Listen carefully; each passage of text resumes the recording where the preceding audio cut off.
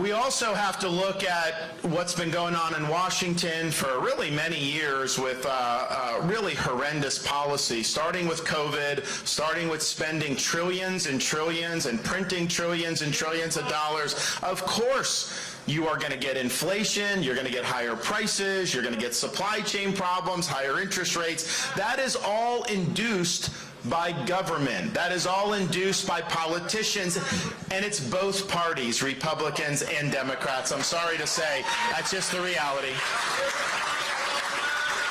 So, we need to do like we do in Florida. In Florida, we've had record tax cuts. We have no income tax. You all should try that sometime. It works well.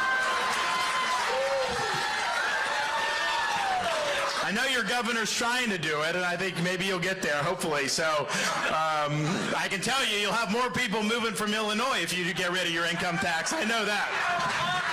Well, some of them want to vote the right way, so we'll see. But so we did that, cut taxes, run surpluses. We've actually paid down almost 25% of our state's total outstanding debt that we've had since the history of state, the time we were a state. And so you can do it. It can work. So we need to reel in how the federal government's spending money. That means you got to be willing to veto big bloated spending bills as the president. We'll fight that. Yeah.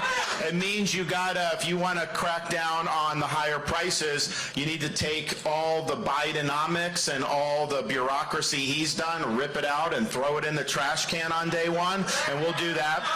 You also need to rein in the Federal Reserve, because the Federal Reserve expanded the money supply so much, and then they didn't do anything to taper that, and then now they've been raising interest rates because inflation got out of control. So we're now in a situation, if you bought a house 5 years ago, average home price, and you needed to buy the average home price. Now, yeah, the top line price has gone up, but because interest rates are over 8% now, you're paying over twice as much for a monthly mortgage payment than you would have 4 or 5 years ago. Are people's incomes raising twice? No, that's not happening. So you say that's cost prohibitive. People are struggling to meet the groceries, which are probably twice as much as they were 4 or 5 years ago. Then you have, if you want to buy a car, all these things, cars are up 70%, all these things.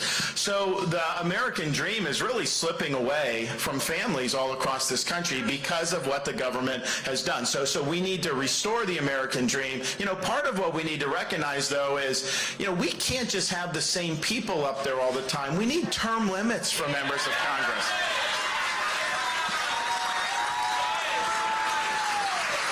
We need a balanced budget amendment to the U.S. Constitution. And we do need a line item veto for the president.